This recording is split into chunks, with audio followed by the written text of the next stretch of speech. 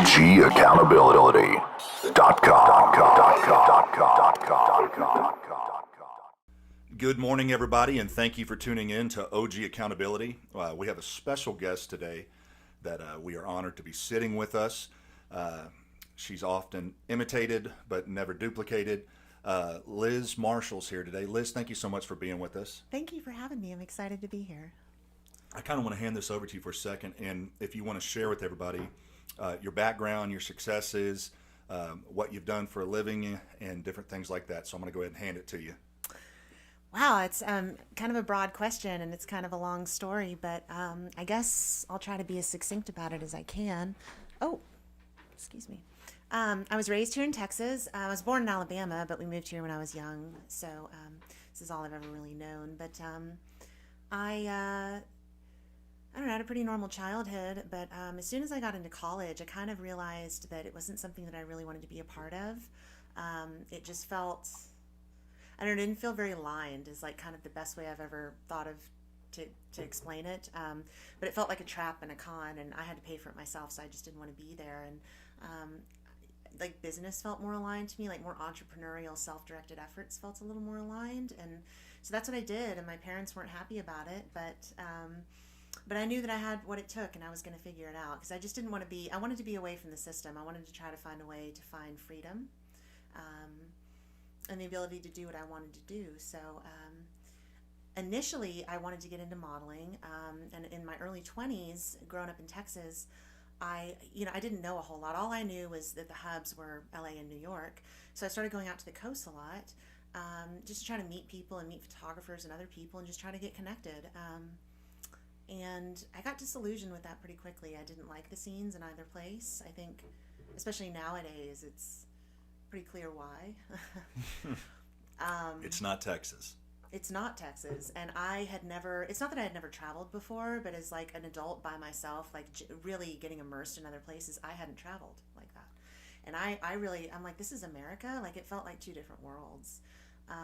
And I could just feel that there was a sinister element to it. I never saw anything crazy. Like, I'm fortunate that I didn't, but I've heard a lot of stories. And I just knew that I didn't want to go that route either. Like, I didn't want to be beholden to that. I didn't want to be, I just knew that I was going to have to make compromises I wasn't willing to make at some point.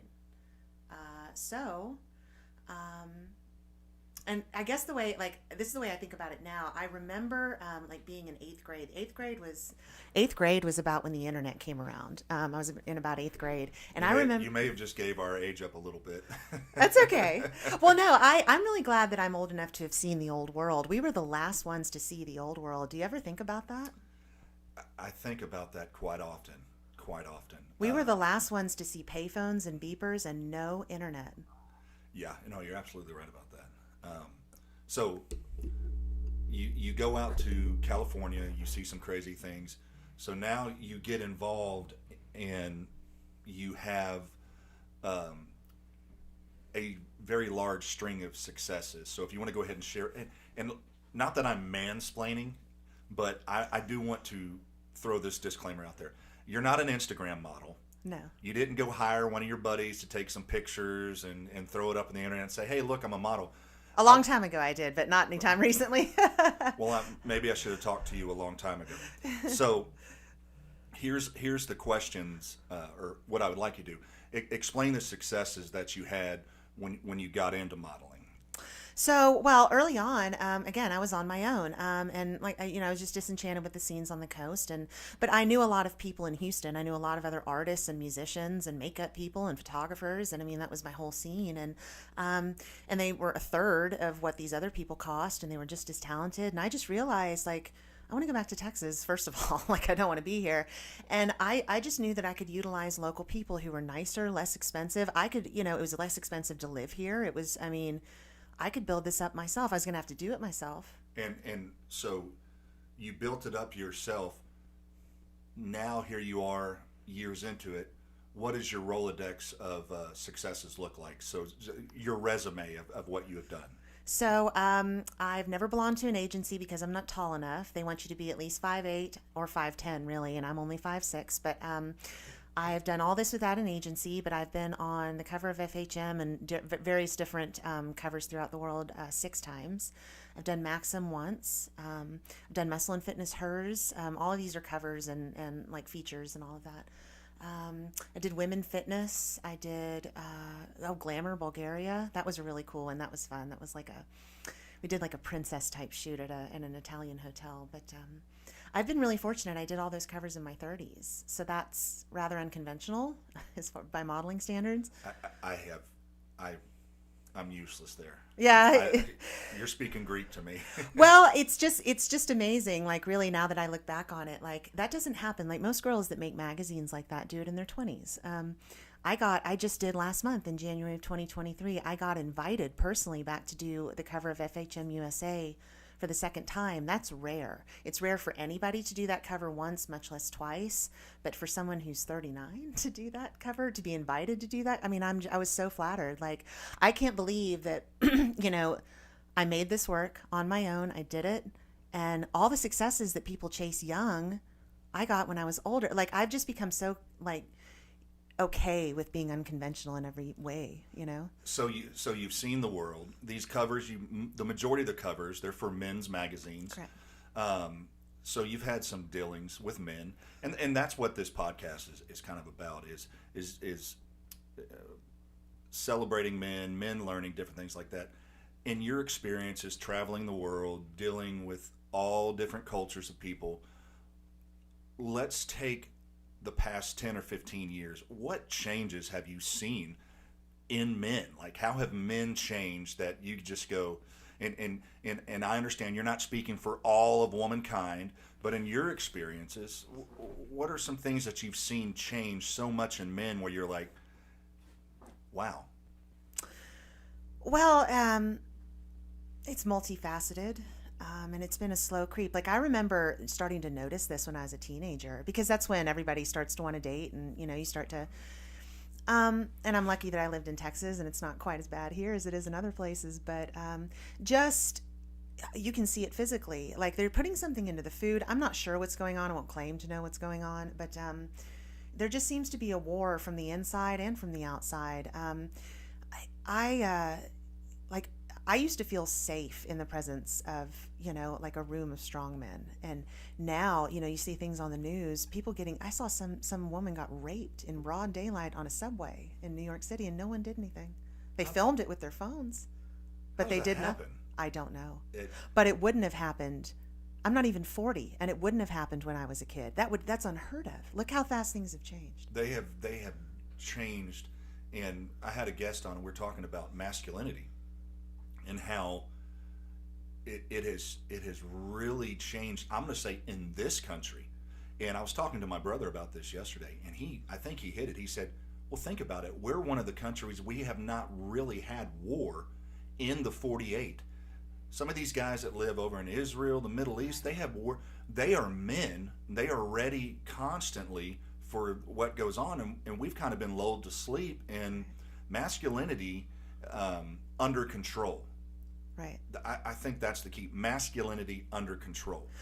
There has been a long march to weaken this country in many, many ways, but that's at the forefront, is an intentional effort to weaken masculinity. I've seen it go on my whole life. It's in the ways that you described, but it's more than just that. They shame it out of you. If you I don't know, if someone was getting beaten up and somebody intervened, the media would find a way to make you the bad guy, and there's an intention behind that. Absolutely.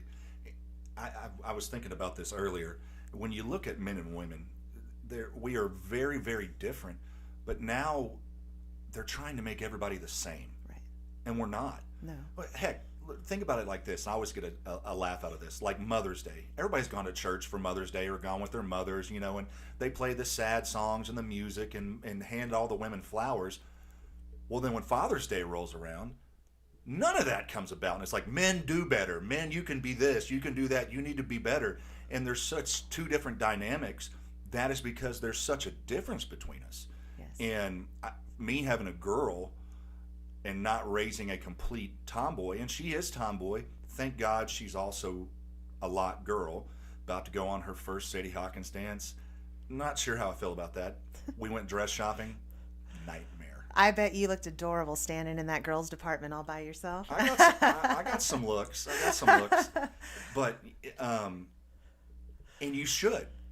You should get some looks. Yes, you should. A 6'3", 240-pound guy standing in a little girls section should get some looks. Just like some jackass wants to walk into a girl's bathroom, you should get some looks. It shouldn't be normal. Well, you ask, going back to your question, now that you mention all of that, I think especially recently, the thing that just breaks my heart more than anything is watching child abuse go on in front of everyone's faces and no one doing anything about it.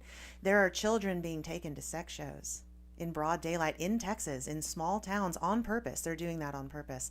And no one is there throwing a fit and dragging these people out and arresting them. And so who does it? That would not have happened in the America I grew up in. So who does it? You almost say want to revert back. What will it take for people to get back to that morality, to being moral? I'm a big believer in the concept that courage is contagious, but someone has to go first. And personally, that's one of the reasons that I, like looking back, really wanted to be free of the system so badly, is I'm willing to go first, and I do. I'll say things that people can't say because they have a mortgage and kids. I've got to throw this out there. I love this about you. You will say it. How many times has your Twitter and things or Instagram been deleted? I think I'm up to 5 times. And at one time, what, 2.5 million followers? I had over 500,000 at one point. Oh, 500,000. Okay. Yeah. And they deleted it because you wouldn't shut up. You wouldn't shut up. No. And I love that. So that's the other thing. Normally when you deal with somebody that's in the, I don't want to say entertainment business, but to a degree, normally they're a diehard liberal. And there's nothing wrong with being a diehard liberal. Just stay in California. And so you won't be quiet. No. So if you're speaking to men, if a man's sitting here listening, what can a man do to be a man? To a woman, what is a man? I'm gonna put you on the spot there. Well, that's a broad question. Just don't ask me what a woman is, because evidently it's a never-ending answer. There's no definition to it. Well, what do you want me to answer? What is a man? What is a man to you? I think that's too broad of a question. Okay, as a woman, let's say you're looking for a man, and you're looking for a life partner, whatever it is. What does that look like? Women want to feel safe. I read this somewhere once, and I totally agree that women don't have an inherent sense of safety in the world.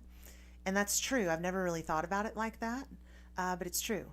And maybe it's because we're smaller. Maybe it's because we're, but we don't. And that's important. If a woman doesn't feel safe, it's just over. And it doesn't matter if she convinces herself that something else is more important. It's just important. You have to have that. It's part of the polarity of the masculine and the feminine. Yeah. Just like women need to be vulnerable and receptive. It's polarity. And talking about masculinity, when I call it under control, you can be masculine and still have feelings and still show emotion. And I think that is one thing that so as a woman, can men be emotional? Yeah, I expect them to be. You expect them to be. Well, let's put it like this. Well, going back to your question about what is a man, women need men to be rocks, because the nature of femininity is fluid and dynamic, and just we have so many feelings, and it's not our fault, and it's just our nature, and it's a beautiful thing. But we have to have something to anchor to, and if we don't, we're just chaotic, and we don't feel good, and we don't. But at the same time, this is another thing I read that I totally agree with as well, that men have a hard time self-sourcing joy, which I think is interesting, and I agree. But that's where, feminine comes in for a man. Women need a man to make them feel safe, and I think that men need women to make them feel joyful and spiritual and alive and inspired. I like that. Yeah. Liz, I want to thank you so much for being here with us today. And I'm going to go ahead and put up, if you want, can I put up your Instagram handle and things like that for people to come? If I get deleted, just look me up. I'll be back. Thank you so much for being here today. Thank you. Thank you for tuning in to OG Accountability. Have a good day.